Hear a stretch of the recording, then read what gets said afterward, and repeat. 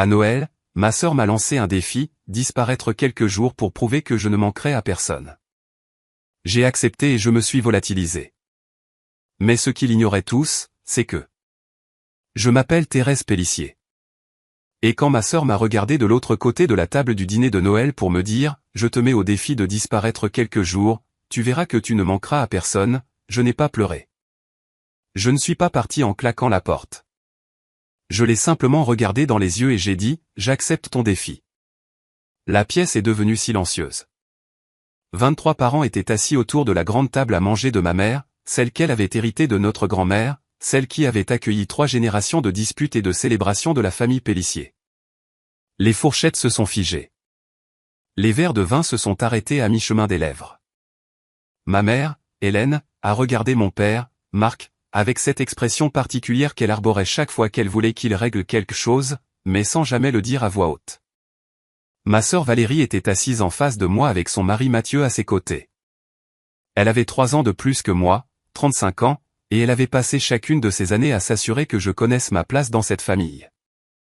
Ses cheveux blonds étaient parfaitement coiffés, son pull en cachemire blanc immaculé, ses ongles manucurés tapotaient contre son verre de vin comme si elle venait de prononcer une plaidoirie finale dans un tribunal au lieu d'une insulte désinvolte lors d'un dîner de Noël. Je suis sérieuse, a continué Valérie, sa voix portant cette chaleur étudiée qu'elle utilisait quand elle voulait paraître raisonnable tout en étant cruelle. Tu es toujours là, Thérèse. Toujours. À chaque anniversaire, chaque fête, chaque dîner du dimanche, mais penses-tu vraiment que quelqu'un remarquerait si tu arrêtais de venir? Elle a regardé autour de la table pour chercher du soutien. Je veux dire, honnêtement, qu'est-ce qui changerait? Mon cousin Damien a ri nerveusement. Ma tante Sophie a ajusté sa serviette. Mon père s'est raclé la gorge et a dit, « Valérie, ça suffit. » Mais il ne l'a pas dit comme s'il le pensait. Il l'a dit comme un homme remplissant une obligation, cochant une case pour pouvoir se dire plus tard qu'il avait essayé. Ma mère n'a rien dit. Elle ne disait jamais rien quand ça comptait. J'ai regardé Valérie et j'ai vu le calcul derrière ses yeux. Elle n'était pas cruelle par accident. Elle était cruelle parce qu'elle le pouvait. Parce que pendant 32 ans, je l'avais laissé faire.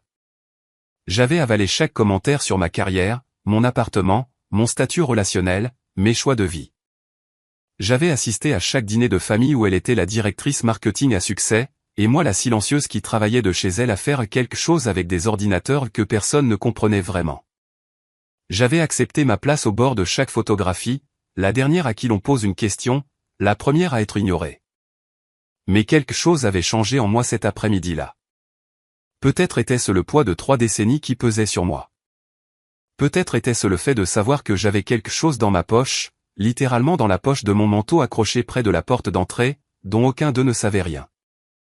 Peut-être était-ce simplement la compréhension soudaine et cristalline que je n'étais plus obligé d'être ici. Valérie, ai-je dit, et ma voix était calme d'une manière qui m'a surprise moi-même. J'accepte ton défi. Elle a cligné des yeux. Quoi? J'accepte, ai-je répété. Tu me mets au défi de disparaître. Très bien. Je vais disparaître quelques jours, une semaine, le temps qu'il faudra, et nous verrons qui remarquera. Ma mère a finalement parlé. C'est Noël, ai-je convenu, et ta fille vient de me dire devant toute la famille que je suis oubliable, que mon absence n'aurait aucune importance. Je la prends simplement au mot. Je me suis levé de table, ma chaise a raclé contre le parquet, et le son a été fort dans le silence soudain. J'ai marché vers le hall d'entrée, j'ai pris mon manteau au porte-manteau et j'ai glissé ma main dans la poche. L'enveloppe était toujours là, épaisse, de couleur crème, scellée à la cire. Celle qui était arrivée il y a 3 jours d'un cabinet d'avocats dont je n'avais jamais entendu parler. Thérèse, la voix de mon père était plus tranchante maintenant. Vous avez fini de dîner, ai-je dit. Moi, j'ai fini de m'entendre dire que je ne compte pas. J'ai ouvert la porte d'entrée. L'air froid de décembre m'a frappé le visage, vif et pur. Derrière moi, j'ai entendu la voix de Valérie, plus légère maintenant, presque triomphante, tu vois, elle fait toujours ça. Elle ramène tout à elle. Elle sera de retour dans 1 heure. J'ai refermé la porte sur ces mots. J'ai descendu les marches du perron de la maison de mes parents, passé la pelouse décorée de guirlandes lumineuses, passé les voitures garées le long de la rue, et j'ai continué à marcher. Je ne me suis pas retourné. J'ai conduit jusqu'à mon appartement en ville, un trajet de 45 minutes à travers la circulation des fêtes qui m'a donné trop de temps pour réfléchir. Mes mains étaient stables sur le volant, mais mon esprit tournait à toute vitesse. Valérie avait dit ce qu'elle disait toujours, fait ce qu'elle faisait toujours. Mais cette fois, c'était différent. Cette fois, je n'avais rien avalé. Quand je suis arrivé à mon appartement, je me suis assise sur mon canapé sans allumer les lumières. Le sapin de Noël dans le coin, un petit arbre que j'avais décoré moi-même, clignotait de ses lumières colorées. J'ai sorti l'enveloppe de ma poche et je l'ai tenue à deux mains. 3 jours plus tôt, je l'avais ouverte sous le choc. Maintenant, je l'ouvrais à nouveau et lisais la lettre à l'intérieur. Les mots que j'avais mémorisés mais que je n'arrivais toujours pas tout à fait à croire. Chère mademoiselle Pélissier, commençait-elle. Il est de mon devoir de vous informer que vous êtes désignée comme la principale bénéficiaire de la succession de votre grand-mère, Simone Pélissier, décédée le 15 novembre. La succession comprend, entre autres actifs, la maison familiale Pélissier évaluée à environ 1,2 million d'euros et un fonds financier distinct totalisant 3,8 millions d'euros. Veuillez contacter notre bureau dès que possible pour planifier une réunion concernant le transfert de ces actifs. Votre grand-mère a également laissé une lettre personnelle pour vous, que nous vous remettrons lors de votre visite. Je l'avais lue 10 fois depuis son arrivée. 20 fois. Ma grand-mère, qui était morte seule dans une maison de retraite il y a 6 semaines, à qui mes parents avaient rendu visite exactement 2 fois au cours de sa dernière année, et que Valérie avait qualifié de fardeau et de gouffre financier pour la famille. Ma grand-mère m'avait tout laissé. Je ne l'avais dit à personne. Pas parce que je le cachais, mais parce que je ne savais pas comment le dire. Parce que la nouvelle était trop grande, trop étrange, trop impossible. Parce que ma grand-mère et moi n'avions pas été proches depuis des années. Parce que j'avais supposé, comme tout le monde, qu'elle n'avait plus rien à laisser. Mais maintenant, assise dans mon appartement sombre le soir de Noël, avec les mots de ma sœur résonnant encore dans mes oreilles, je comprenais quelque chose que je n'avais pas compris auparavant. Ma grand-mère m'avait vu. Elle les avait tous vus, et elle m'avait vu, moi. Et elle avait fait son choix. J'ai pris mon téléphone et j'ai appelé le numéro sur l'en-tête. C'était après les heures de bureau, le jour de Noël, mais un message enregistré m'a donné un contact d'urgence. J'ai laissé un message vocal. Ma voix était stable. Je m'appelle Thérèse Pélissier. J'ai reçu votre lettre. Je dois vous rencontrer dès que possible. Ensuite, j'ai fait quelque chose que je n'avais jamais fait auparavant. J'ai éteint mon téléphone. Je l'ai mis dans un tiroir et je suis allé me coucher. Le lendemain matin, je me suis réveillé au son du silence. Pas de notification, pas d'appel manqué, pas de SMS. J'ai vérifié mon téléphone par habitude, puis je me suis souvenu que je l'avais éteint. Quand je l'ai rallumé, il y avait 3 messages. Un de ma mère, ton père est très déçu de toi. Appelle-moi. Un de mon cousin Damien, et, ça va? Valérie faisait juste du Valérie. Viens pour le nouvel an. Un d'un numéro que je ne reconnaissais pas, Mademoiselle Pélissier, ici maître Marguerite Chevalier du cabinet Chevalier et Associés. J'ai reçu votre message. Je peux vous rencontrer demain à 10 h à notre bureau. Merci de confirmer. J'ai confirmé. Je n'ai pas répondu à ma mère ni à Damien. Je n'ai pas appelé Valérie. Je ne me suis expliqué à personne. Pour la première fois de ma vie, j'allais laisser mes actes parler d'eux-mêmes. Le cabinet d'avocats Chevalier et Associés occupait tout le 17e étage d'un immeuble dans le quartier des Affaires. Le hall était tout en verre et chrome, rempli de gens à l'air sérieux portant des porte-documents tout aussi sérieux. Je portais ma plus belle robe, une robe fourreau bleu marine achetée en solde il y a 2 ans, espérant ne pas avoir l'air aussi déplacé que je me sentais. Marguerite Chevalier était une femme dans la soixantaine avec des cheveux argentés coupés en un carré strict et des lunettes de lecture suspendues à une chaîne autour de son cou. Elle m'a serré la main avec une poigne ferme et m'a indiqué une chaise en face de son bureau. Son bureau avait une vue sur la ligne d'horizon de la ville, le ciel gris de décembre pesant sur les bâtiments en contrebas. Mademoiselle Pélissier, dit-elle en s'asseyant. Merci d'être venue. Je suis désolée pour votre perte. Merci. Elle a ouvert un dossier épais sur son bureau. Votre grand-mère était une femme remarquable. J'ai travaillé avec elle pendant 20 ans. Elle était précise, intelligente, et elle avait une idée très claire de ce qu'elle voulait. J'ai hoché la tête, ne sachant pas trop quoi dire. Je ne savais même pas que ma grand-mère avait un avocat. Je ne savais pas grand-chose d'elle, en réalité. Saviez-vous que votre grand-mère a essayé de vous laisser quelque chose une fois auparavant, a demandé Marguerite. J'ai secoué la tête. Il y a 10 ans, elle a tenté de mettre en place un fonds éducatif pour vous. Elle voulait payer vos études supérieures, tout ce dont vous aviez besoin. Votre père est intervenu. Il l'a convaincu que vous n'aviez pas besoin d'argent, que vous n'étiez pas faite pour les études, et que les ressources de la famille devaient être concentrées sur Valérie, qui était déjà en école de commerce et montrait tant de promesses. Les mots sont tombés comme des pierres dans ma poitrine. Mon père avait fait ça. Mon père avait convaincu ma grand-mère de ne pas m'aider. Votre grand-mère était furieuse quand elle a découvert la vérité, a continué Marguerite. Mais à ce moment-là, il était trop tard. L'opportunité était passée. Elle m'a dit, Marc lui a pris ça. Il m'a pris ma chance de l'aider quand ça aurait le plus compté. Alors elle a attendu. Elle a planifié. Et quand elle a su qu'il ne lui restait plus beaucoup de temps, elle s'est assurée que rien ne pourrait plus vous être enlevé. Marguerite a glissé un document sur le bureau. Ceci est le trust. Il est irrévocable. Cela signifie que votre père ne peut pas y toucher, ne peut pas le contester, ne peut rien faire pour le changer. Votre grand-mère l'a structuré ainsi spécifiquement pour l'empêcher d'interférer. J'ai regardé le document. Les chiffres dansaient devant mes yeux. 3,8 millions d'euros. La maison de la rue des Aubépines, celle où ma grand-mère avait élevé mon père, où j'avais passé les après-midi d'été étant enfant, où Valérie avait un jour cassé un vase et m'avait accusé, et où j'avais été puni pour cela. Il y a plus, a dit Marguerite. Votre grand-mère vous a laissé une lettre. Elle m'a demandé de vous la remettre en main propre. Elle m'a tendu une enveloppe couleur crème avec mon nom écrit d'une écriture tremblante. Je l'ai ouverte avec précaution, consciente que Marguerite m'observait, consciente de mon propre cœur qui battait trop vite. Ma très chère Thérèse, commençait la lettre.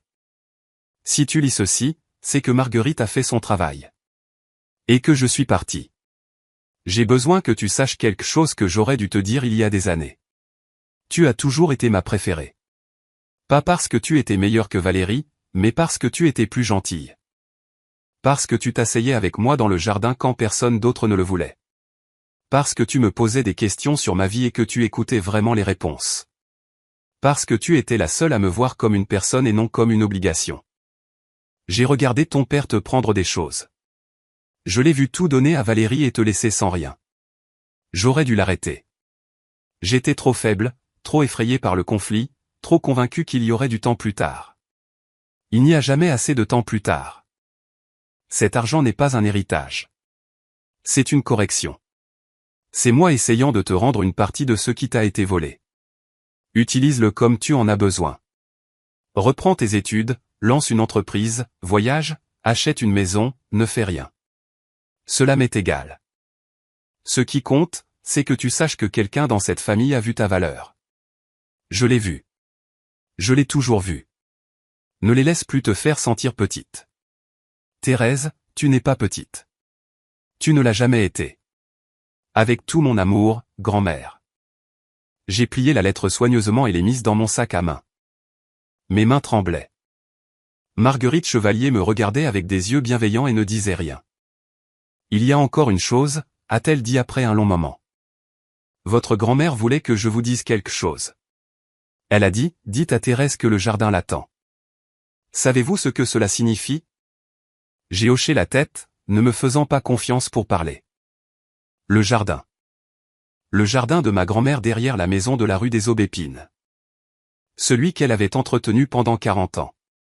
Celui où je m'étais assise avec elle les après-midi d'été pendant qu'elle m'apprenait les noms des plantes, les secrets du sol et la patience nécessaire pour faire pousser quelque chose de beau à partir de rien.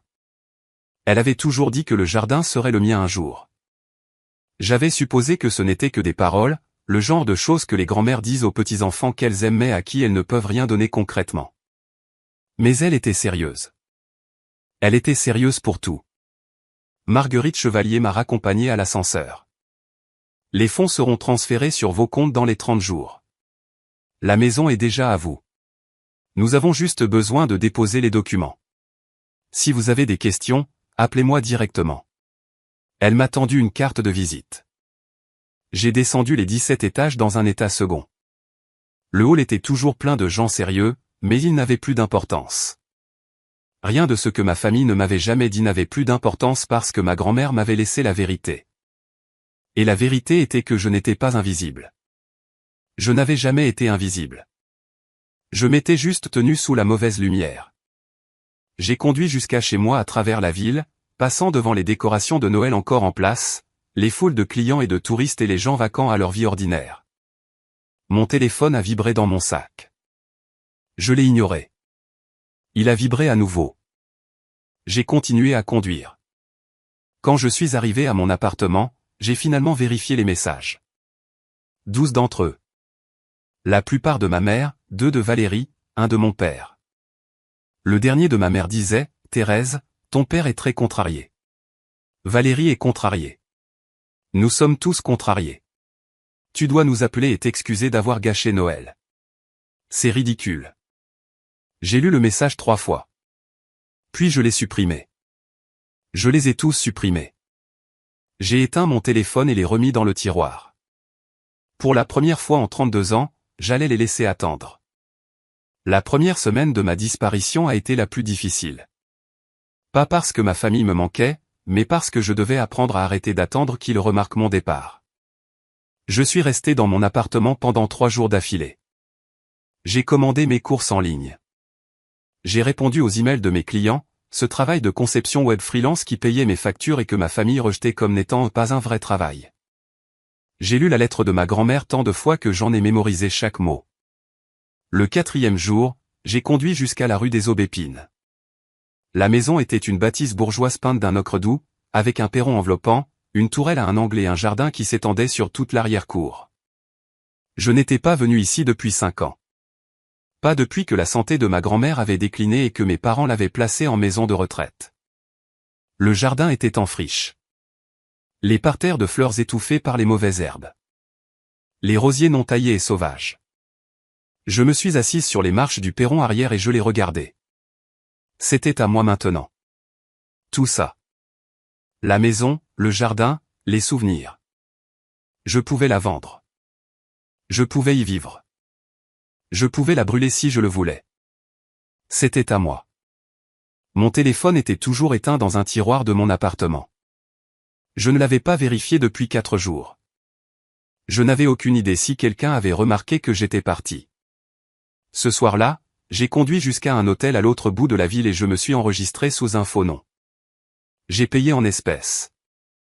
Je me disais que j'étais paranoïaque. Je me disais que ma famille ne viendrait pas vraiment me chercher. Mais j'avais appris quelque chose de la lettre de ma grand-mère, quelque chose que je n'avais pas pleinement compris auparavant. Mon père m'avait volé. Il m'avait pris ma chance d'avoir une éducation, l'aide de ma grand-mère, mon avenir. Et il l'avait fait tranquillement, méthodiquement, sans que personne ne le sache jamais. S'il pouvait faire ça, que pouvait-il faire d'autre? J'ai appelé Marguerite Chevalier le lendemain matin. Mon père peut-il contester le trust légalement? Que dois-je faire? Restez invisible encore un peu, a-t-elle dit. Laissez-le se demander où vous êtes. Laissez-le s'épuiser à chercher. Le transfert du trust sera complet dans 3 semaines. Après cela, il ne pourra plus rien faire. J'ai raccroché et regardé par la fenêtre de l'hôtel la ville en contrebas. 3 semaines. Je pouvais tenir 3 semaines. Le 6e jour, j'ai craqué et vérifié mon téléphone. 47 appels manqués, 23 SMS, 8 messages vocaux. Le premier message vocal était de ma mère, 2 jours après Noël. Thérèse, c'est ta mère. Appelle-moi. Ton père veut te parler. Elle. Le deuxième de Valérie. Et Thérèse. Écoute, je suis désolé si je t'ai contrarié. Ce n'était pas ce que je voulais dire. Mais tu es ridicule là. Rentre à la maison. Le 3e de mon père. Au 7e jour, le ton avait changé. Les messages étaient plus courts, plus tranchants. Thérèse, c'est ta mère. Est-ce que tu nous ignores? Thérèse, c'est Valérie. Tout le monde parle de toi. C'est embarrassant. Thérèse, c'est ton père. Si tu ne me rappelles pas d'ici demain, je supposerai que tu as fait ton choix et j'agirai en conséquence. Je les ai tous supprimés. J'ai éteint le téléphone et les remis dans le tiroir.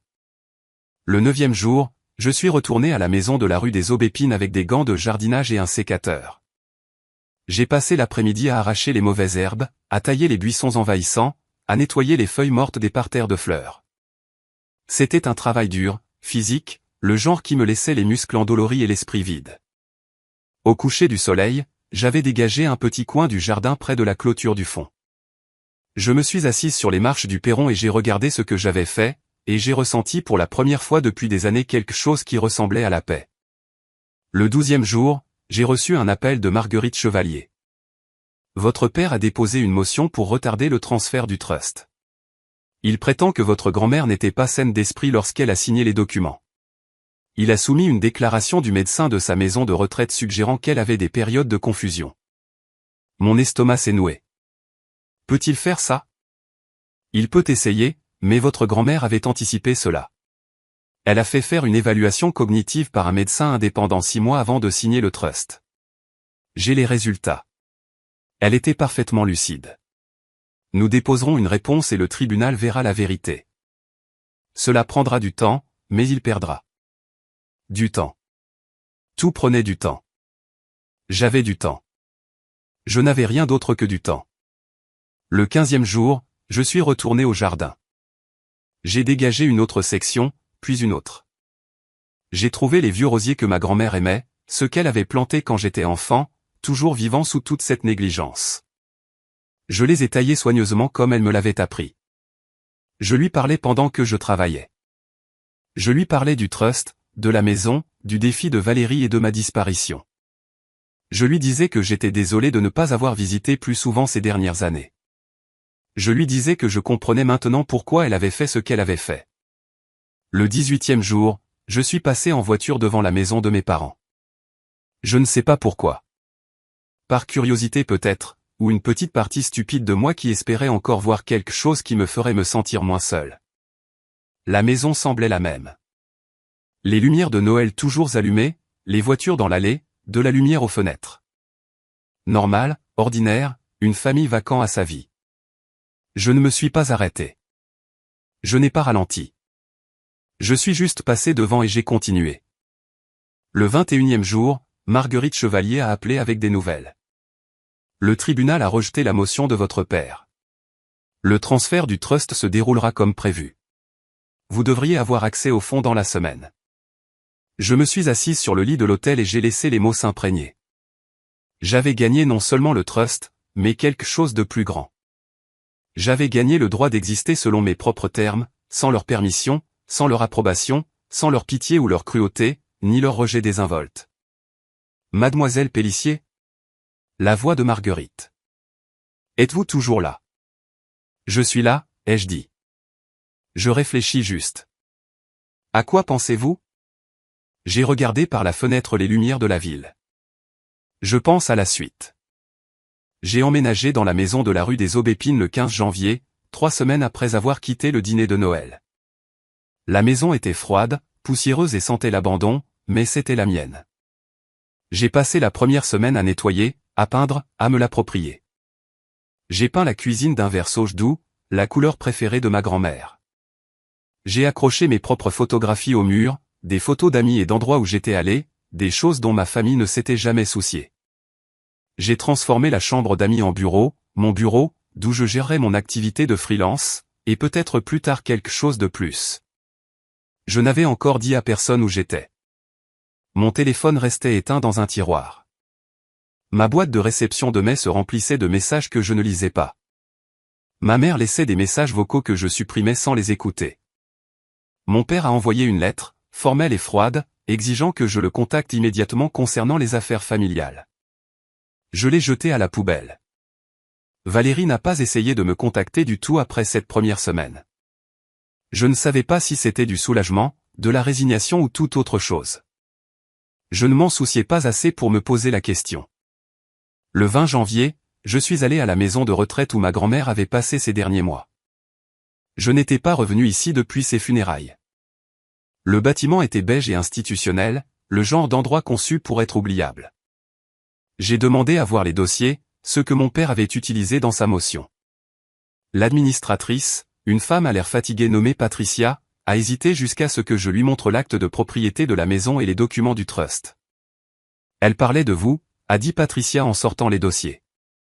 Votre grand-mère, elle parlait beaucoup de vous.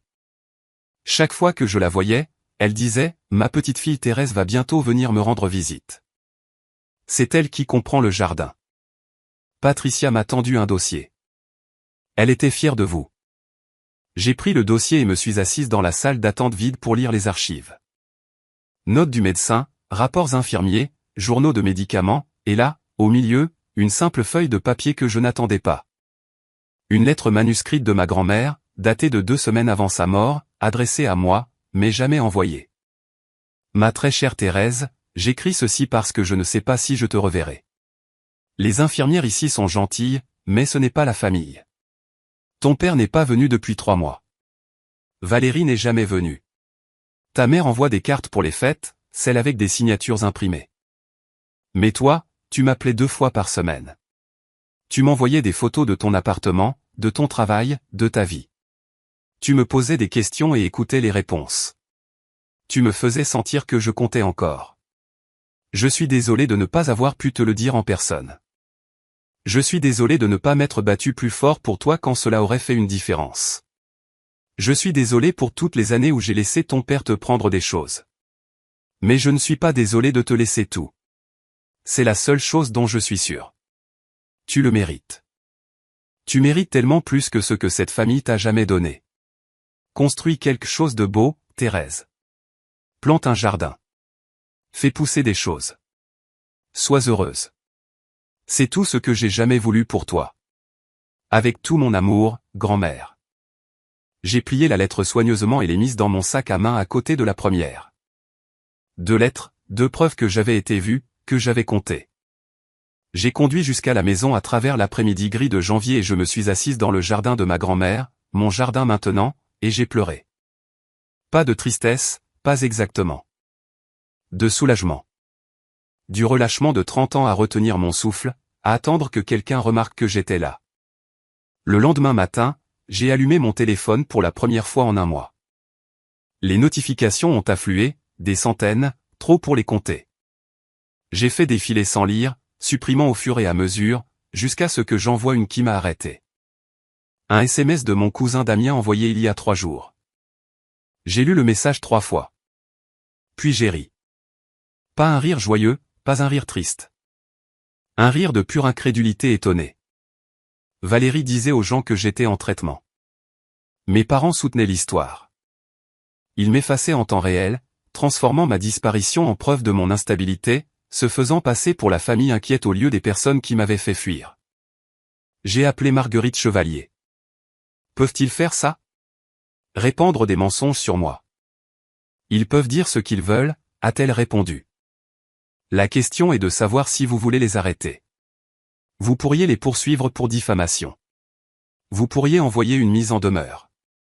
Vous pourriez vous présenter à la prochaine réunion de famille et les laisser s'expliquer devant tous ceux qui ont entendu les rumeurs. J'y ai pensé. J'ai pensé à entrer dans la maison de ma mère, au milieu d'un autre dîner de famille, et à regarder leur visage lorsqu'ils réaliseraient que je n'étais pas brisé, pas en traitement, pas tout ce qu'ils avaient prétendu. Pas encore, ai-je dit. Laissez-les parler. Laissez-les construire leur histoire. Cela rendra la vérité d'autant plus satisfaisante quand elle éclatera enfin. Marguerite est restée silencieuse un instant. Votre grand-mère approuverait cette réponse. J'ai raccroché et regardé le jardin par la fenêtre. Les premiers signes du printemps commençaient à apparaître. De minuscules pousses vertes perçant le sol. De nouvelles choses qui poussaient, des choses que j'avais plantées. J'ai pensé à Valérie racontant à ses amis et collègues l'histoire de sa sœur instable. J'ai pensé à mon père, hochant la tête au récit, laissant les gens croire qu'il était la victime d'une fille qui avait perdu la tête. J'ai pensé à ma mère, silencieuse comme toujours, laissant les mensonges se répandre sans correction. Et j'ai pensé à ma grand-mère, qui avait passé des années à observer et à attendre, planifiant son coup si soigneusement que personne ne pouvait l'arrêter. J'étais sa petite fille. J'avais appris de la meilleure. J'ai pris mon téléphone et j'ai appelé Damien. Il a répondu à la deuxième sonnerie. Thérèse, oh mon Dieu, où es-tu? Tout le monde dit que tu es dans un hôpital quelque part. Est-ce que ça va? Je vais bien, Damien. Je vais mieux que bien. J'ai besoin que tu fasses quelque chose pour moi. N'importe quoi. Quoi? J'ai besoin que tu m'invites à la prochaine réunion de famille, mais ne dis à personne que je viens. Une pause. Thérèse, qu'est-ce que tu prépares? J'ai regardé le jardin, les pousses vertes perçant le sol. Je prévois de rentrer à la maison. L'invitation est arrivée 3 semaines plus tard. La fête d'anniversaire de Damien, le 15 mars, chez mes parents. La même maison que j'avais quittée il y a 3 mois. La même table à manger où Valérie m'avait mis au défi de disparaître. La même famille qui avait passé ces 3 mois à dire à tout le monde que j'étais instable, brisé, en traitement quelque part. J'ai répondu présente. Je n'ai prévenu personne d'autre que Damien. Dans les semaines précédant la fête, je me suis préparé, non pas avec colère, non pas avec des fantasmes de vengeance, mais avec la certitude froide et claire de quelqu'un qui comprenait enfin son propre pouvoir. Je suis allé faire du shopping, pas dans les magasins discount où j'achetais habituellement mes vêtements, mais dans les boutiques du centre-ville, celles où Valérie faisait ses achats. J'ai acheté une robe, bordeaux profond, élégante et sobre. J'ai acheté des chaussures qui coûtaient plus cher que mon ancien loyer mensuel. J'ai acheté un manteau, en vraie laine, qui me donnait l'air de quelqu'un qui avait sa place dans les salles de conseil plutôt que de quelqu'un qui travaillait de chez elle en jogging. Je n'ai pas fait ça pour les impressionner. Je l'ai fait parce que je le pouvais. Parce que pour la première fois de ma vie, j'avais de l'argent, du vrai argent, et je voulais savoir ce que ça faisait d'entrer dans une pièce sans se sentir petite. J'ai aussi préparé la vérité. J'ai imprimé des copies des documents du trust, les lettres de ma grand-mère, la décision de justice rejetant la motion de mon père. Je les ai mis dans un porte-documents en cuir, le genre que les cadres apportent aux réunions importantes. J'ai répété ce que je dirais, pas à voix haute, mais dans ma tête. Calme, stable, inébranlable. Damien m'a envoyé un SMS le matin de la fête. Tout le monde est là. Maman et papa demandent de tes nouvelles. Valérie tient la cour dans le salon. Tu devrais la voir. Elle porte une nouvelle robe. De créateur. Elle en parle depuis le début de la soirée. J'ai répondu, dis-leur que je suis en route. J'ai conduit jusqu'à la maison de mes parents dans la voiture de ma grand-mère. Une vieille Mercedes qu'elle avait gardée dans le garage, à peine conduite, toujours immaculée. J'avais trouvé les clés dans un tiroir de la maison, avec un mot de sa main, pour Thérèse, pour quand tu auras besoin d'arriver avec style. La maison ressemblait à ce qu'elle était à Noël. Lumière flamboyante, voitures alignées le long de la rue, le bruit des rires et des conversations dérivant dans la nuit froide de mars. Je me suis garé au bout du pâté de maison et je me suis assise un instant pour me ressaisir. Mon téléphone a vibré. Damien encore. Il commence à se demander si tu viens. Valérie vient de dire à voix haute qu'elle parie que tu as trop peur pour montrer ton visage. Maman l'a fait taire mais pas très fort. J'ai souri. Je suis sorti de la voiture, j'ai lissé ma robe et j'ai marché vers la porte d'entrée. Je n'ai pas frappé. Je n'ai pas sonné. J'ai juste ouvert la porte et je suis entré. La première personne à me voir fut ma tante Sophie, debout dans le couloir avec un verre de vin. Son visage est passé par une série d'expressions, confusion, reconnaissance, choc, en environ 2 secondes. Thérèse, a-t-elle dit, et sa voix est sortie étrange, trop aiguë. Tu es là. Je suis là, ai-je dit. Je suis passé devant elle pour entrer dans le salon. 23 visages se sont tournés vers moi. Les mêmes 23 visages de Noël, plus quelques extras, des amis de mes parents, des voisins, des gens que je connaissais depuis toujours. Ils me fixaient comme si j'étais un fantôme. Ma mère a été la première à parler. Elle se tenait près de la cheminée et son visage était devenu pâle. Thérèse, nous ne savions pas que tu venais. Je sais, ai-je dit. Mon père s'est avancé. Il semblait plus vieux que dans mes souvenirs, plus fatigué, mais ses yeux étaient les mêmes, froids et évaluateurs, calculant comment gérer cette variable inattendue. Ce n'est ni le moment ni l'endroit, Thérèse. Nous pouvons parler en privé demain. Non, ai-je dit. Nous allons parler maintenant, ici, devant tout le monde. Valérie est apparue de la foule. Elle portait une robe rouge, de créateur, tout comme Damien l'avait dit.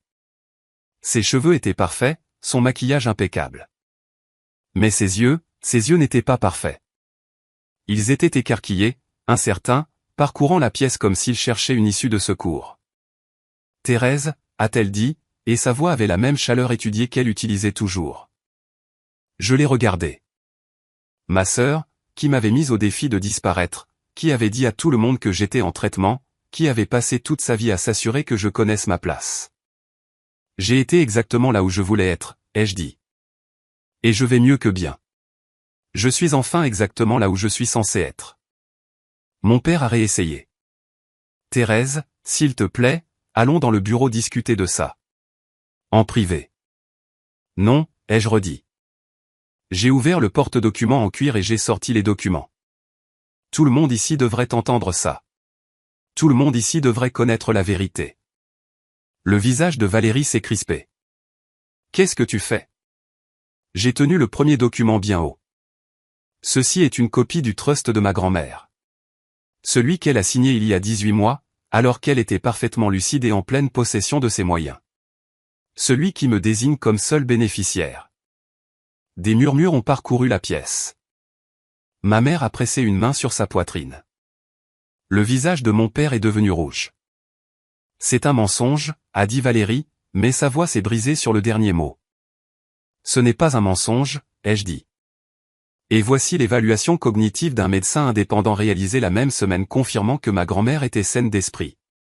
Et voici la décision de justice d'il y a 2 semaines rejetant la motion de mon père pour contester le trust. J'ai tenu chaque document en le nommant, laissant tout le monde voir. La pièce était absolument silencieuse. Ta grand-mère était confuse à la fin, a dit mon père, mais sa voix manquait de conviction. Tout le monde sait que le personnel de la maison de retraite l'a dit. Le personnel de la maison de retraite n'a rien dit de tel, j'ai dit, j'ai leur dossier aussi. J'ai tout. Valérie s'est avancée, son calme se fissurant. Et alors? Alors grand-mère t'a laissé un peu d'argent? Tant mieux pour toi. C'est pour ça que tu as disparu? Pour jouer à des jeux avec nous? J'ai disparu parce que tu m'as mise au défi de le faire, ai-je dit. Tu as dit que je ne manquerais à personne. Tu avais tort. Je me suis tourné pour faire face à la pièce. Tous les 23 témoins regardant ce drame familial se dérouler en temps réel. Parce qu'elle a vu ce que cette famille m'a fait. Elle a vu le favoritisme, la négligence, la cruauté ordinaire, et elle a décidé de corriger cela. Ma mère pleurait maintenant, des larmes silencieuses coulant sur son visage. Mon père restait figé, ses mains serrées sur les côtés. Valérie avait l'air de vouloir disparaître, s'enfoncer dans le sol et ne jamais remonter. Mais voilà la chose, ai-je continué. Je ne suis pas venu ici pour punir qui que ce soit. Je suis venu ici pour vous dire la vérité. Je ne suis pas en traitement. Je ne suis pas instable. Je ne suis rien de ce que vous avez dit que j'étais. Je suis la personne que ma grand-mère a toujours vue. La personne en qui elle croyait. La personne à qui elle a tout laissé parce qu'elle savait que je ne le gâcherais pas. J'ai regardé Valérie. Tu m'as mise au défi de disparaître. Tu voulais prouver que je ne comptais pas. Mais tu avais tort. Je comptais pour elle. Et maintenant, grâce à elle, je compte pour moi-même. C'est quelque chose que tu ne comprendras jamais. J'ai rassemblé les documents et les ai remis dans le porte-documents. La pièce était encore silencieuse, toujours figée, toujours en train de traiter l'information. Je ne vais couper les ponts avec personne, ai-je dit, mais je ne vais plus faire semblant non plus. À partir de maintenant, les choses sont différentes. Vous me traiterez avec respect ou vous ne me verrez plus du tout. Le choix vous appartient. Je me suis tourné et j'ai marché vers la porte. Derrière moi, j'ai entendu la voix de ma mère, petite et brisée. Thérèse, attends. Je n'ai pas attendu. J'ai continué à marcher. Je suis sorti par la porte d'entrée, j'ai descendu les marches, passé les voitures alignées le long de la rue, et je suis retourné à la Mercedes de ma grand-mère. Je suis monté, j'ai démarré le moteur et je suis parti sans regarder en arrière. Mon téléphone a vibré alors que j'atteignais le bout du pâté de maison. Un SMS de Damien. J'ai souri et continué à conduire. Le jardin m'attendait.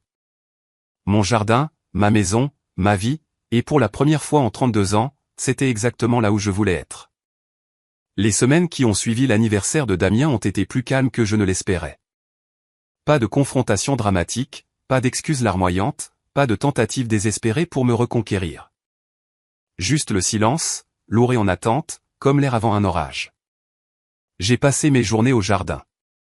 Le printemps était maintenant bien réveillé, et les plantes que ma grand-mère avait entretenues pendant des décennies répondaient à la chaleur, à la pluie et à l'attention soudaine. Les roses ont fleuri en premier, rouge profond et rose pâle, la même variété qu'elle avait plantée quand j'étais enfant. Les pivoines ont suivi, énormes et parfumés, leurs pétales si délicats qu'ils semblaient pouvoir se dissoudre dans la rosée du matin. J'ai embauché une entreprise de paysagisme pour aider avec les plus gros projets, les haies envahissantes, la fontaine cassée et le chemin qui s'était fissuré et affaissé au fil des années de négligence. Mais les parterres de fleurs, ceux-là, je les entretenais moi-même. Je voulais avoir les mains dans la terre. Je voulais me sentir connecté à elle, au travail qu'elle avait accompli, à la vie qu'elle avait construite ici. L'argent du trust reposait sur mon compte bancaire, un chiffre si grand que je pouvais à peine le comprendre. J'ai remboursé mes prêts étudiants, ceux que je portais depuis 10 ans, ceux dont mon père n'avait jamais eu connaissance parce qu'il n'avait jamais demandé. J'ai mis de l'argent de côté pour les impôts, pour l'entretien de la maison, pour les urgences. J'ai investi le reste de manière prudente comme me l'avait conseillé Marguerite Chevalier. Je n'allais pas gaspiller ça. Je n'allais pas leur donner raison. Mon travail de freelance continuait, mais je prenais moins de clients maintenant, seulement les projets qui m'intéressaient.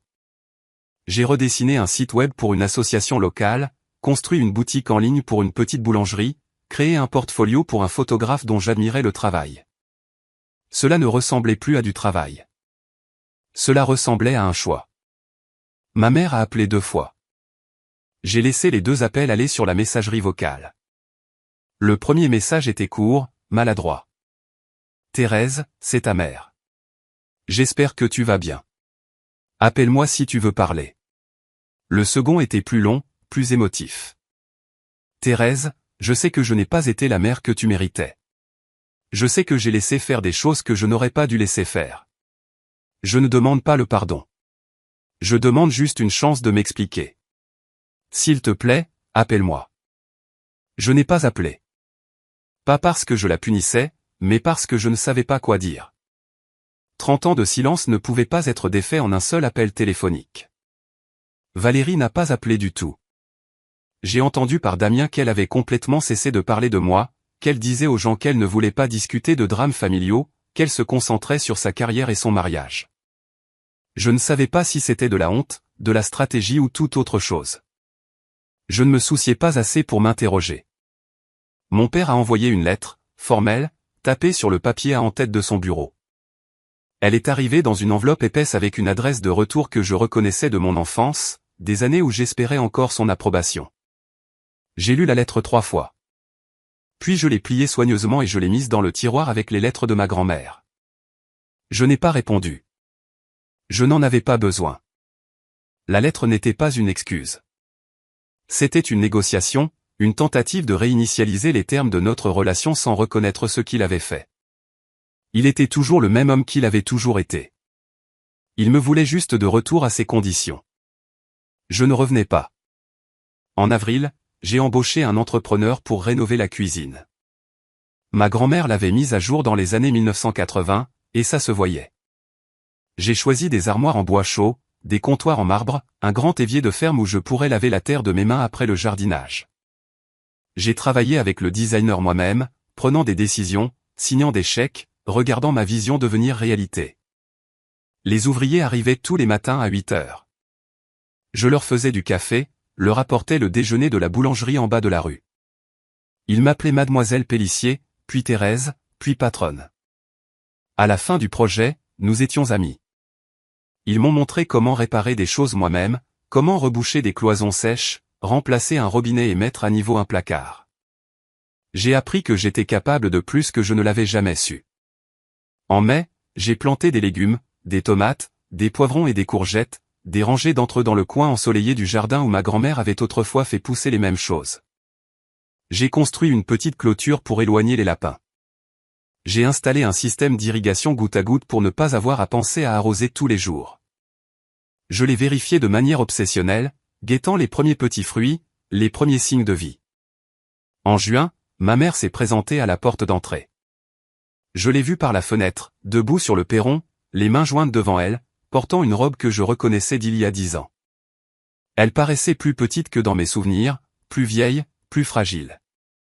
La lumière du perron attrapait le gris de ses cheveux et les rides d'inquiétude autour de ses yeux. J'ai ouvert la porte. Maman. Thérèse. Sa voix était à peine au-dessus d'un murmure. Peut-on parler, s'il te plaît? Je me suis écarté et je l'ai laissée entrer. Elle a traversé le salon lentement, regardant tout.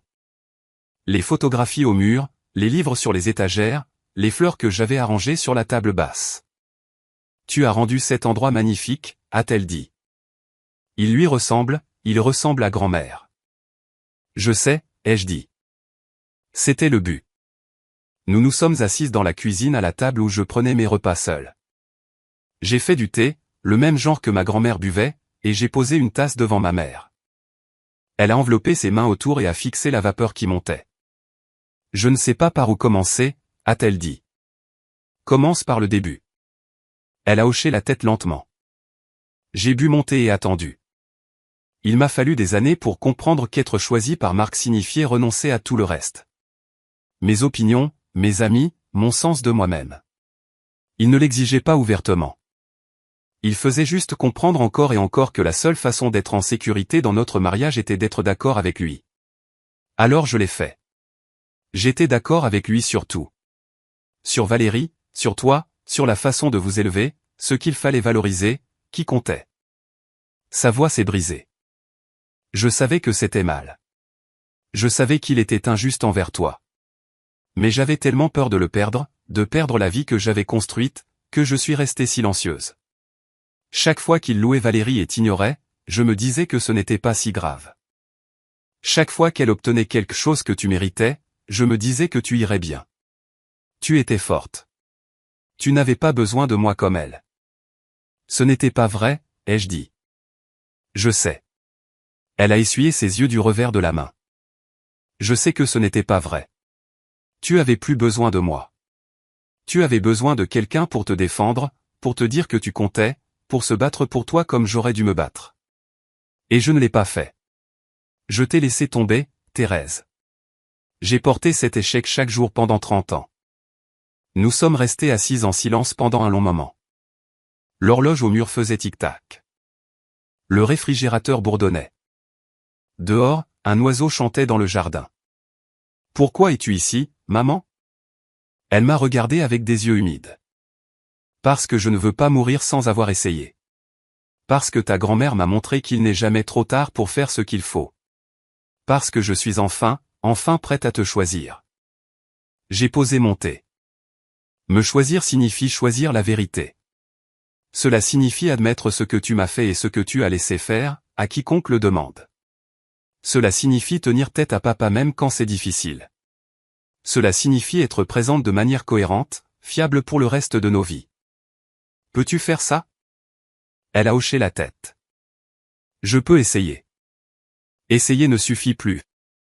J'ai besoin de certitude. Elle est restée silencieuse un instant. Puis elle a fouillé dans son sac à main et en a sorti une enveloppe. J'ai demandé le divorce ce matin. Je l'ai fixé. Quoi? Ton père ne le sait pas encore. Je le lui dis aujourd'hui après être parti d'ici. Je prévois cela depuis des mois. Depuis la fête, depuis que je t'ai vu franchir cette porte, j'ai réalisé que je l'avais choisi lui pendant 35 ans. Et je n'avais rien à montrer pour cela, sauf une fille qui ne me faisait pas confiance. Elle a poussé l'enveloppe à travers la table. Je te choisis maintenant. J'espère qu'il n'est pas trop tard. J'ai regardé l'enveloppe, puis le visage de ma mère. Elle était terrifiée. Je pouvais le voir dans le tremblement de ses mains, la tension autour de sa bouche, la façon dont elle se tenait comme si elle se préparait à un impact. Mais elle était là. Elle était venue. Il n'est pas trop tard, ai-je dit. Mais cela va prendre du temps. Elle a hoché la tête, des larmes coulant sur son visage. J'ai du temps. J'ai le reste de ma vie.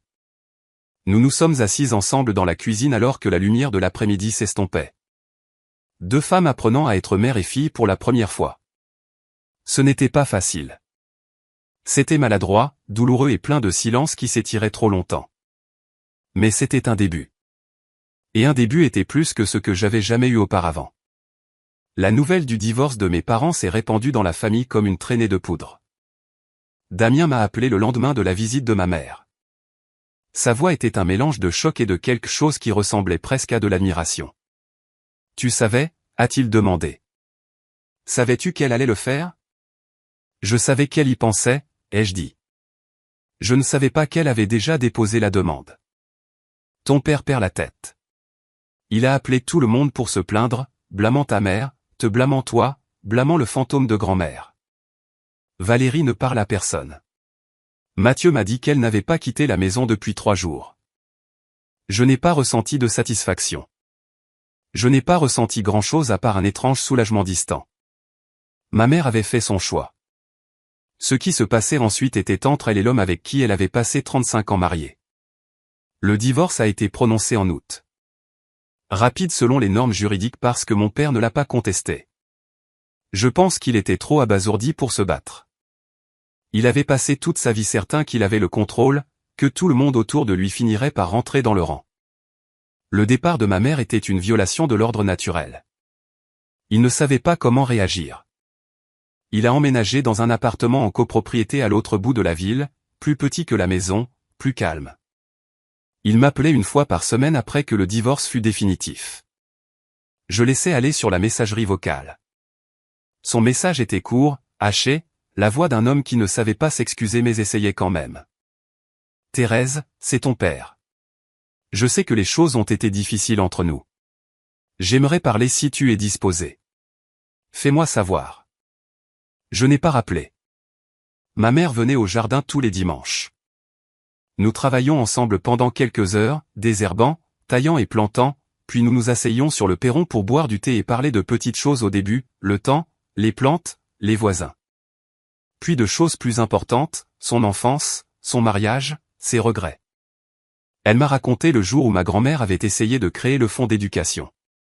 Comment mon père avait ragé contre cela, le qualifiant de gaspillage d'argent, insistant sur le fait que Valérie était celle qui avait du potentiel, que je ne l'utiliserais jamais correctement. Comment elle était restée là sans rien dire, le regardant détruire ma chance d'avoir une vie différente. Je pense à ce jour tout le temps, a-t-elle dit. Si j'avais parlé, si je lui avais dit qu'il avait tort, tout aurait pu être différent. Peut-être, ai-je dit. Ou peut-être qu'il aurait trouvé un autre moyen de le prendre. Grand-mère le pensait. C'est pourquoi elle a mis en place le trust comme elle l'a fait. Irrévocable, intouchable. Elle savait qu'il essaierait à nouveau. Ma mère a hoché la tête lentement. Elle était plus intelligente que nous tous. Elle a vu ce qui arrivait et elle s'y est préparée. J'aimerais avoir appris d'elle plus tôt. En septembre, je me suis inscrite à un programme de conception paysagère à temps partiel à l'université locale. Ce n'était pas un diplôme dont j'avais besoin, pas pour l'argent ou le statut ou quoi que ce soit que ma famille comprendrait. C'était quelque chose que je voulais, quelque chose pour moi. J'ai étudié la biologie végétale, la science des sols et les principes de conception. J'ai appris à créer des jardins qui n'étaient pas seulement beaux, mais durables, écologiquement sains, faits pour durer. Mon instructrice, une femme nommée Patricia, qui concevait des jardins depuis 40 ans, s'est intéressée à mon travail. Elle a visité le jardin de la rue des Aubépines et l'a parcouru lentement, touchant les feuilles des plantes, examinant le sol, hochant la tête pour elle-même. « Vous avez un don », a-t-elle dit. Cet espace se sent aimé. C'est quelque chose qu'on ne peut pas enseigner. C'était celui de ma grand-mère, ai-je dit. Je continue juste ce qu'elle a commencé. Bien. C'est exactement ce dont un jardin a besoin, quelqu'un pour continuer ce qui a été commencé. Elle m'a regardé avec des yeux perçants et connaisseurs. Vous devriez penser à faire cela professionnellement. Pas la conception web freelance. Ça. Vous êtes doué pour ça. L'idée est restée avec moi longtemps après son départ. Une entreprise de conception paysagère. Ma propre entreprise faisant un travail que j'aimais dans des espaces que je comprenais. C'était terrifiant, excitant et complètement, totalement à moi. En octobre, Valérie s'est présentée à la maison. J'étais dans le jardin quand j'ai entendu une portière de voiture claquer, puis des pas sur le chemin. J'ai levé les yeux et elle était là, ma sœur, debout au bord des parterres de fleurs en jean de créateur et pull crème, semblant complètement déplacée parmi la terre et les plantes. Thérèse, sa voix était prudente, contrôlée. Peut-on parler? Je me suis levé lentement, essuyant mes mains sur mon tablier de jardinage. Qu'est-ce que tu veux, Valérie? Elle a hésité. Je n'avais jamais vu ma sœur hésiter auparavant. Elle savait toujours exactement quoi dire, exactement comment jouer n'importe quelle situation. Mais ici, dans mon jardin, elle avait l'air perdue. Je veux m'excuser, a-t-elle dit. Les mots sont restés suspendus dans l'air entre nous, étranges et inattendus. Pourquoi exactement? Pour tout. Elle a fait un pas de plus. Pour la façon dont je t'ai traité en grandissant. Pour Noël, pour t'avoir mis au défi de partir, pour avoir dit à tout le monde que tu étais en traitement, pour avoir été l'enfant prodige et l'avoir utilisé pour te faire sentir petite, pour tout ça. J'ai attendu. Il devait y avoir plus. Il y avait toujours plus avec Valérie. Elle a pris une inspiration. Je ne suis pas venu ici parce que je veux quelque chose de toi. Je suis venu parce que j'ai passé les 6 derniers mois à regarder ma vie s'effondrer et je comprends enfin pourquoi papa est seul. Maman l'a quitté. Mathieu et moi nous parlons à peine. Mes amis me regardent différemment maintenant, comme s'ils attendaient que je fasse quelque chose de cruel. Et j'ai réalisé, finalement, que j'ai construit ça. Je l'ai construit sur le fait d'être meilleur que toi, d'avoir plus que toi. Sur le fait de m'assurer que tout le monde savait que j'étais celle qui réussissait et toi l'échec. Mais tu n'es pas l'échec. C'est moi. Sa voix s'est brisée sur le dernier mot. Je l'ai fixé. Cette femme qui avait été mon antagoniste pendant 3 décennies et j'ai vu quelque chose que je n'avais jamais vu auparavant. Vulnérabilité, honnêteté, peur. Je ne m'attends pas à ce que tu me pardonnes, a-t-elle dit. Je ne le mérite même pas. Mais je voulais que tu saches que je le vois maintenant. Je vois ce que j'ai fait et je suis désolé. Nous sommes restés dans le jardin alors que le soleil d'octobre filtrait à travers les feuilles.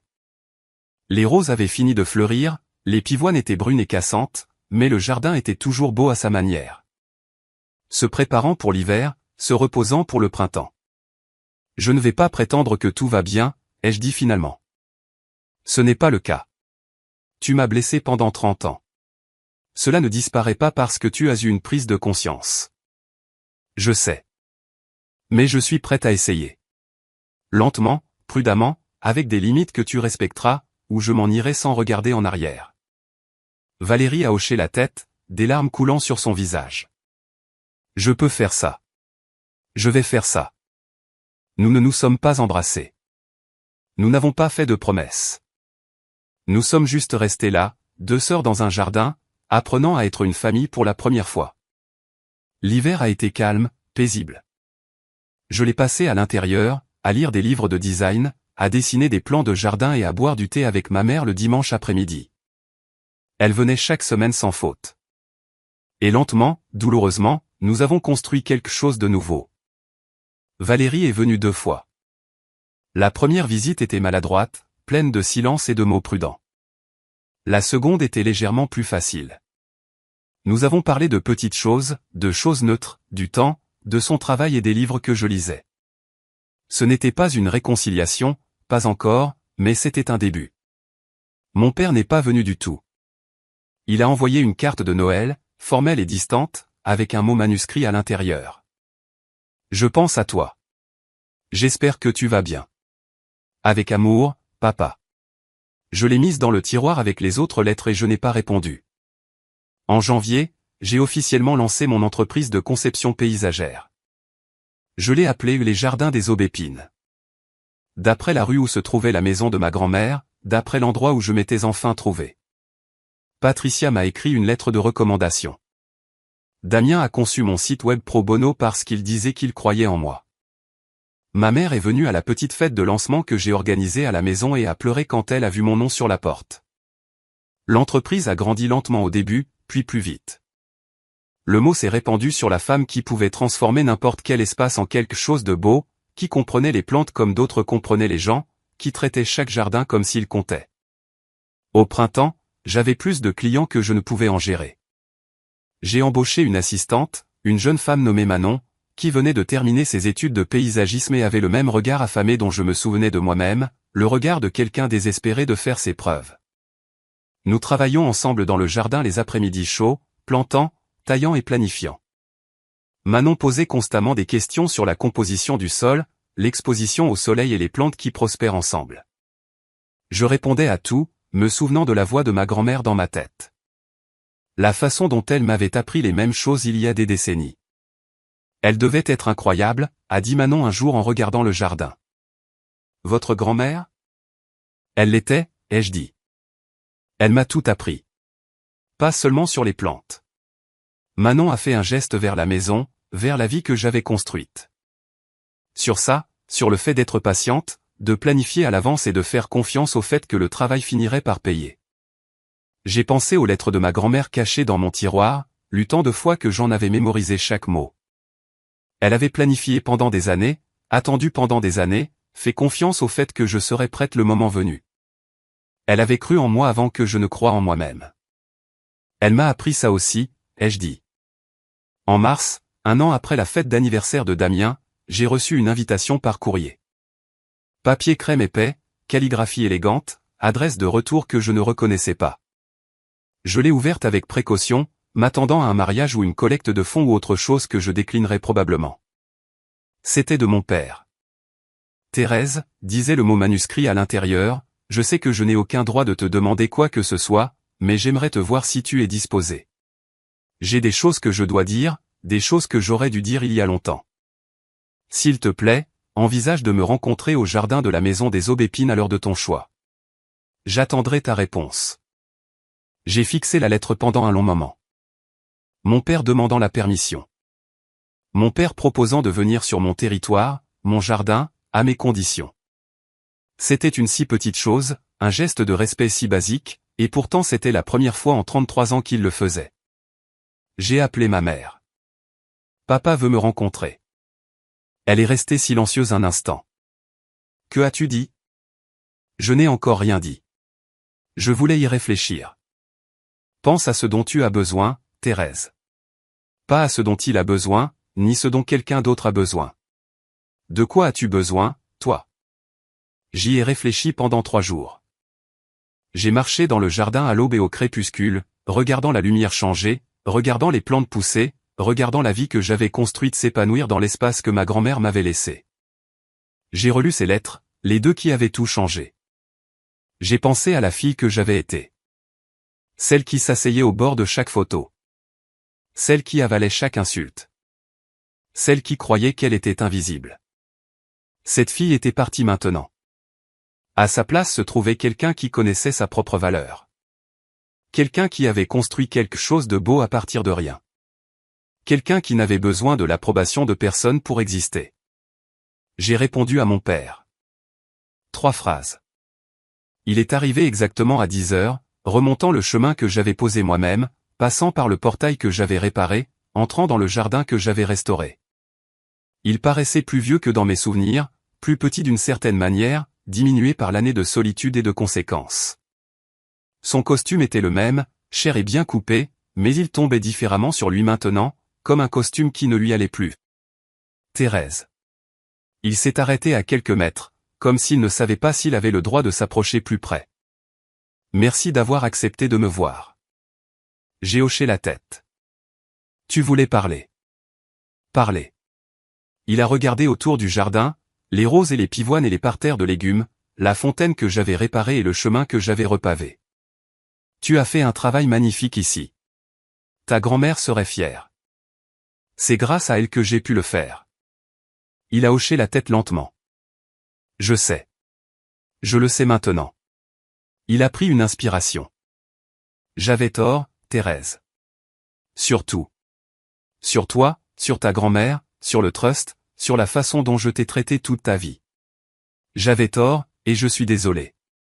Les mots ont atterri quelque part au fond de moi, à un endroit que je croyais engourdi. J'avais attendu 33 ans pour les entendre. J'avais cessé de croire qu'ils viendraient un jour. Pourquoi maintenant, ai-je demandé. Pourquoi pas avant? Parce que j'avais peur. À voix s'est brisée. Peur d'admettre que j'avais tort. Peur de perdre le contrôle. Peur que si je reconnaissais ta valeur, je devrais reconnaître à quel point je t'avais laissé tomber. C'était plus facile de continuer à croire ma propre histoire. Celle où j'étais le bon père et toi le problème. Il m'a regardé avec des yeux humides. Mais je ne suis pas le bon père. Je ne l'ai jamais été. Et tu n'as jamais été le problème. C'était moi. J'ai passé cette dernière année seul, vraiment seul pour la première fois de ma vie et j'ai dû faire face à ce que j'ai fait. À ta mère, à toi, à ta grand-mère. Je ne peux pas le défaire. Je ne peux pas le réparer. Mais je peux te dire la vérité. Je suis désolé. Je suis tellement désolé. J'ai regardé mon père.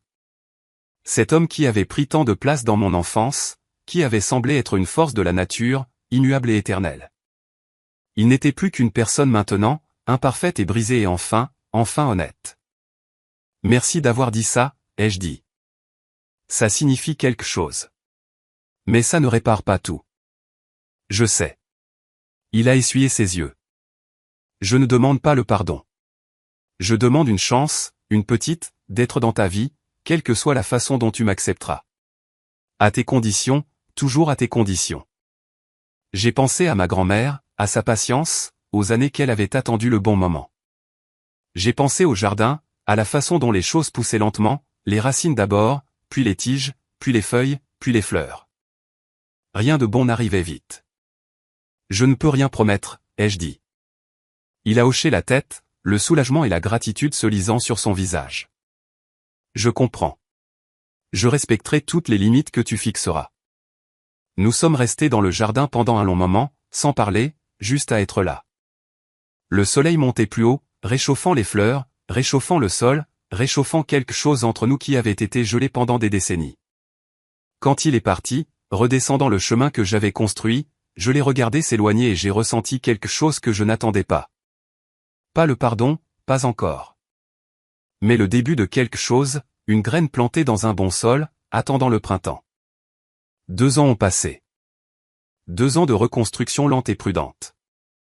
2 ans de limite et de patience et du genre de croissance qu'on ne peut pas précipiter.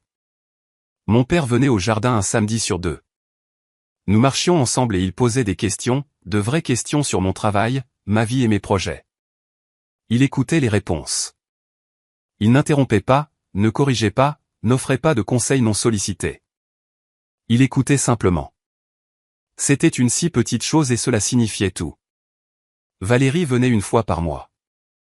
Nous n'étions pas sœurs comme nous aurions dû l'être. Pas encore. Mais nous étions quelque chose. Nous pouvions nous asseoir ensemble sans que la vieille tension ne s'enroule dans l'air entre nous. Nous pouvions parler de choses neutres, de choses sûres, et occasionnellement, prudemment, du passé. Ma mère venait tous les dimanches sans faute. Elle était devenue une personne différente dans les années qui ont suivi le divorce. Plus forte, plus présente, plus elle-même. Elle riait maintenant, riait sincèrement d'une manière que je n'avais jamais entendue en grandissant. Elle racontait des histoires sur sa propre enfance, sur la femme qu'elle avait été avant mon père, sur le rêve qu'elle avait mis de côté et qu'elle reprenait lentement, timidement. Le jardin s'épanouissait. Les jardins des Aubépines, mon entreprise, a grandi au-delà de tout ce que j'avais imaginé. J'avais 6 employés maintenant, une liste d'attente de clients, et une réputation qui dépassait la ville. J'étais invité à parler lors de conférences, à juger des concours de design, à contribuer à des publications que je lisais autrefois en tant qu'étudiante. Mais la chose qui comptait le plus, la chose à laquelle je revenais chaque soir, c'était le jardin derrière la maison. Le jardin de ma grand-mère, mon jardin, l'endroit où j'avais appris à être patiente, à faire confiance au processus, à croire que les racines pousseraient et que les fleurs écloraient si je continuais simplement à me montrer. Au printemps de la 3e année, j'ai reçu un prix. L'Association des paysagistes de France m'a nommé designer émergente de l'année. La cérémonie a eu lieu dans un hôtel du centre-ville, tenue de soirée, 300 personnes. Le genre d'événement auquel ma famille n'aurait autrefois assisté que pour Valérie. Je les ai tous invités. Ma mère, mon père, Valérie, Damien, mes tantes, oncles et cousins. Je ne savais pas qui viendrait. Je ne savais pas s'ils s'assieraient ensemble ou séparément, s'ils se parleraient ou feraient semblant de ne pas se voir. Je savais juste que je les voulais là, dans le public, me regardant recevoir quelque chose que j'avais mérité. Le soir de la cérémonie, je me tenais en coulisses dans une robe que j'avais achetée pour l'occasion. Vert profond, la couleur des nouvelles feuilles au printemps. Mes mains tremblaient. Manon, qui était venue en tant qu'assistante et amie, m'a serré le bras et m'a dit que tout irait bien. Sois juste toi-même, a-t-elle dit. C'est pour ça que tu es là. Quand ils ont appelé mon nom, j'ai marché sur la scène devant 300 personnes. Les lumières étaient vives, trop vives pour voir clairement le public, mais je pouvais distinguer des formes, des visages, les premiers rangs où ma famille était assise. J'ai accepté le prix, une sculpture en cristal lourde qui captait la lumière et projetait des arcs-en-ciel sur la scène. Je me suis avancé vers le micro et j'ai regardé la foule. Merci, ai-je dit. Je ne suis pas arrivé ici seul. J'ai eu de l'aide. J'ai eu des gens qui croyaient en moi avant que je ne croie en moi-même. J'ai regardé vers le premier rang où je pouvais juste distinguer le visage de ma mère mouillé de larmes. Ma grand-mère était l'une de ces personnes. Elle m'a laissé plus que de l'argent et une maison. Elle m'a laissé la preuve que j'étais vu, que je comptais, que je valais la peine qu'on investisse en moi. Ce cadeau a changé ma vie. J'ai fait une pause, me ressaisissant. J'ai aussi eu des gens qui ne croyaient pas en moi. Des gens qui m'ont dit directement et indirectement que je n'étais pas assez, que je ne serais jamais assez. Je pensais qu'ils avaient raison. Je pensais que mon travail était de me faire petite, de prendre moins de place, d'accepter les miettes d'attention et d'affection qui venaient vers moi. La foule était silencieuse, écoutant. J'avais tort. Je n'ai jamais été le problème. Le problème était un système familial qui apprenait à certains d'entre nous que nous étions en or et à d'autres que nous étions invisibles. Il m'a fallu 32 ans pour apprendre ça. Il a fallu tout perdre pour me trouver. J'ai regardé le public, les formes que je ne pouvais pas tout à fait voir, les gens qui étaient venus me célébrer. J'apprends encore. Chaque jour, j'apprends. Mais je sais ceci maintenant, je suis assez. J'ai toujours été assez. Et s'il y a quelqu'un ce soir qui se sent invisible, qui a l'impression de ne pas compter, qui a l'impression qu'il ne sera jamais vu, je veux que vous m'entendiez. Vous êtes assez. Vous avez toujours été assez. Ne laissez personne vous dire le contraire. Les applaudissements ont été tonitruants. Je suis resté là, tenant mon prix, et je les ai laissés me submerger. Après, dans la salle de réception, ma famille m'a trouvé. Ma mère m'a serré dans ses bras la première, fort et farouchement. Je suis si fière de toi, a-t-elle chuchoté. Ta grand-mère serait si fière. Mon père se tenait derrière elle, maladroit et incertain. Quand ma mère a reculé, il s'est approché lentement comme s'il s'approchait de quelque chose de sacré. Thérèse, a-t-il dit, c'était magnifique. Tu es magnifique. Je suis désolé qu'il m'ait fallu si longtemps pour le voir. J'ai regardé mon père, cet homme qui avait causé tant de douleur, qui avait passé tant d'années aveugle à ma valeur. Il essayait. C'était tout ce que je pouvais demander. Merci d'être venu, ai-je dit. Valérie est apparue à son coude. Elle pleurait. De vraies larmes, pas le genre performatif qu'elle avait porté pendant tant d'années. Je suis si fière de toi, a-t-elle dit. Je sais que je n'ai pas le droit de dire ça, mais je le suis. J'ai tendu la main et j'ai pris la sienne. Tu as le droit. Nous y travaillons. C'est ce qui compte. Damien est apparu avec une coupe de champagne pour chacun de nous. Ma mère a ri, ce rire sincère que j'avais appris à aimer. Mon père se tenait sur le côté, regardant, apprenant sa nouvelle place dans cette famille qui se reconstruisait lentement, douloureusement, magnifiquement. Et au centre de tout cela, je me tenais avec mon prix, mes proches et ma vie. Enfin, pleinement, complètement la mienne. Cela fait 5 ans que j'ai quitté ce dîner de Noël. 5 ans que ma sœur m'a mise au défi de disparaître et que j'ai accepté son défi. 5 ans que j'ai appris que je n'étais pas invisible, que je n'avais jamais été invisible, que je m'étais juste tenu sous la mauvaise lumière. J'ai 37 ans maintenant. Les jardins des Aubépines emploient 12 personnes et a un bureau dans un entrepôt converti dans le quartier des Arts. Nous concevons des paysages pour des maisons, des entreprises et des espaces publics. Créant de la beauté dans des endroits qui avaient oublié qu'ils pouvaient être beaux. Je fais encore le travail moi-même parfois. Mettre mes mains dans la terre. Me rappeler pourquoi j'ai commencé. Le jardin derrière la maison de la rue des Aubépines est célèbre dans le quartier. Les gens passent juste pour le regarder, pour voir ce qui fleurit, pour apercevoir la femme qui l'entretient. Cela ne me dérange pas. J'aime savoir que la beauté que ma grand-mère a plantée continue de grandir, de se répandre, de toucher des gens qu'elle n'a jamais rencontrés. Ma mère vient tous les dimanches, comme toujours. Elle a les cheveux gris maintenant, des rides de rire et un petit appartement à elle où elle peint des aquarelles et accueille des réunions de club de lecture. Elle me dit qu'elle est plus heureuse qu'elle ne l'a jamais été. Je la crois. Mon père vient un samedi sur 2. Il s'est adouci d'une manière que je n'aurais jamais cru possible. Il fait du bénévolat dans un jardin communautaire, apprenant aux enfants comment planter des légumes, comment être patient, comment regarder les choses pousser. Il me dit que c'est le travail le plus significatif qu'il ait jamais fait. Je le crois aussi. Valérie et moi dînons ensemble une fois par mois. Nous ne sommes pas proches comme certaines sœurs le sont, celles qui finissent les phrases de l'autre et partagent leurs vêtements. Mais nous sommes quelque chose. Nous apprenons. Elle me parle de son travail, de son mariage, de ses luttes. J'écoute. Je lui parle des miens. Elle écoute en retour. Ce n'est pas parfait. C'est réel. Damien est toujours mon cousin préféré. Il vient au jardin les week-ends d'été avec ses enfants, maintenant assez grands pour aider au désherbage. Il m'appelle tante Thérèse et pose des questions sans fin sur les plantes. Je réponds à tout, me souvenant d'un autre jardin, d'un autre professeur, d'une autre fille apprenant à grandir. Les lettres de ma grand-mère sont toujours dans mon tiroir, usées à force d'être lues. Je les sors parfois lors de soirées calmes et je les relis. Les mots ne changent jamais, mais moi si. Chaque fois que je les lis, je suis quelqu'un de nouveau, quelqu'un qui a grandi un peu plus, appris un peu plus, et devenu un peu plus elle-même. Je sais maintenant ce que ma grand-mère essayait de me dire. Ce n'était pas à propos de l'argent. Il n'a jamais été question d'argent. Il s'agissait d'être vu. Il s'agissait d'avoir quelqu'un dans son coin, quelqu'un qui croyait en vous si complètement qu'il planifiait votre avenir même quand il ne serait plus là pour le voir. Il s'agissait d'héritage, pas de richesse, mais d'amour. Le jardin m'a appris que les racines poussent profondément, invisibles pendant des années avant que la première fleur n'apparaisse.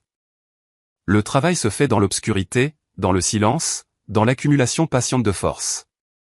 Et puis un jour, sans avertissement, la floraison arrive et tous ceux qui la voient pensent que c'est arrivé du jour au lendemain. Ils ne savent pas les années de préparation, les soins silencieux, la foi que quelque chose de beau arrivait. C'est ce que ma grand-mère m'a donné. Pas de l'argent. De la foi. La foi que je valais la peine d'attendre. La foi que je fleurirais quand je serais prête. La foi que le jardin prospérerait si je continuais simplement à l'entretenir. Elle avait raison. Le jardin prospère. Je prospère. Et chaque fois que je franchis le portail, chaque fois que je vois les roses, les pivoines et les légumes que j'ai plantés de mes propres mains, je pense à elle. Je pense à la femme qui m'a vu quand personne d'autre ne le faisait. Je pense à l'héritage qu'elle a laissé non pas en euros, mais en terre, en croissance et en ce travail patient de devenir soi-même.